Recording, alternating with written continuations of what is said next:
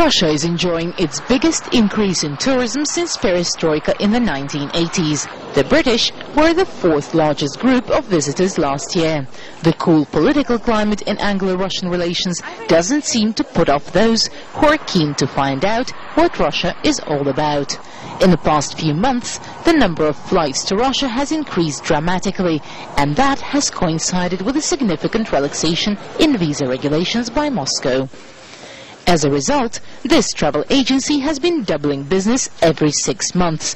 They handled 16,000 visa applications to Russia last year alone, and it's not just for Moscow or St. Petersburg. Well, we wanted to offer people what we call the real Russian experience, and we're trying to sell the rest of the country. We get a lot of repeat clients. They come back to us again and again and again. Very, very happy indeed.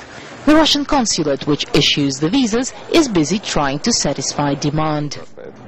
Last year we issued 116,000 visas. 79,000 of those were given to tourists. And judging by the start of this year, we've already approved 16,000 tourists, so we can definitely talk about an increase in the number of visitors to Russia. We've never changed the application procedure, and we've kept it very simple, and we hardly ever have a tourist whose visa would be declined.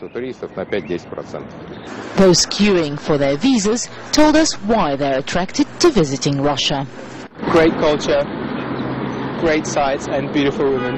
It's pretty straightforward. I always go for the same day application and I haven't had any problems so far myself. But the industry experts say it's not all that bright. The political rows of the recent years, including tit-for-tat expulsions of diplomats in 2007, did have a knock-on effect, but only on one side. It's affecting the tourist business from Russia into the UK, which is such a great shame. The procedures that were put into position at the beginning of November with the biometric fingerprint system to apply for visas have been made as difficult as possible for any Russian travelling to the UK. And there are visa forms that are 26 pages long and in English. But the other way around, as I say, it's good for both businessmen and for leisure people, and for people to travel out there. It's a thing to be able to say around a dinner table, I've been to Russia. Experts predict that interest in Russia as a travel destination will only increase. But whatever the political climate, English football fans will want to travel to Russia for the Champions League final in May.